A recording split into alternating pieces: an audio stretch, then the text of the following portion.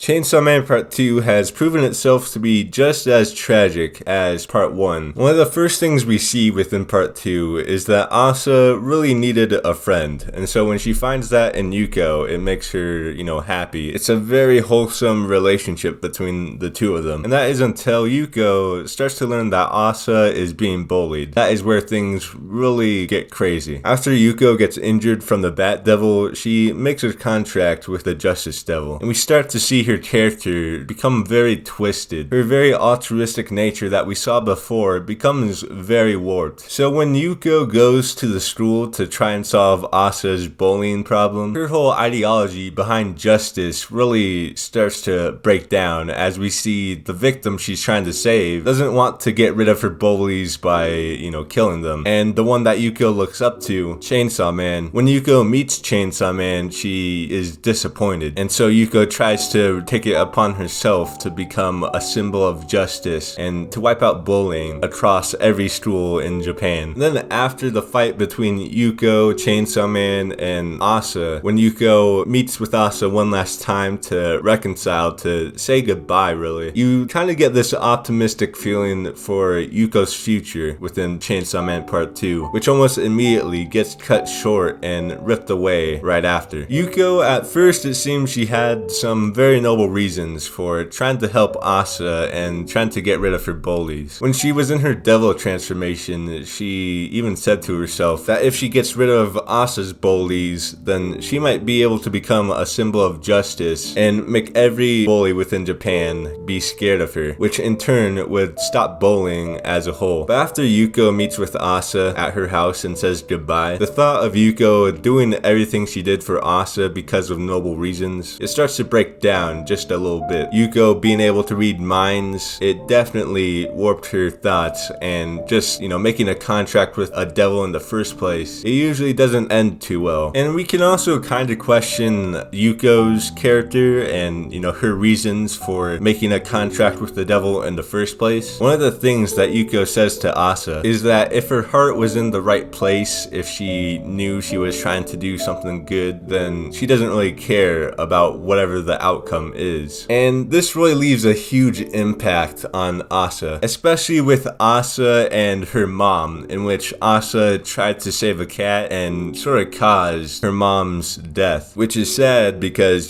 she was trying to do something good, but because she will always trip up at the worst moments, at the most important moments, she feels that she's the one at fault. And so Asa tried to adopt Yuko's ideology about trying to do the right thing, having your heart in the right place, even if the outcome will be bad or might end in a bad way. Yuko is a very big deal to Asa and her development. Now this really brings in the big question about what will Asa do when she finds out about Yuko's death, especially because you could really tell that Yuko was a very important person for Asa. Will Asa try and get some revenge? Will Asa undergo a very big change? Within Part 2, Asa has really been a very timid character, and we've only seen her kind of break out of her shell with someone like Denji, and that's something that she kind of needs because she's always super worried about doing the right thing and about disappointing others. And so it leaves you to wonder, if Asa finds out about Yuko, is she just gonna completely lose it and,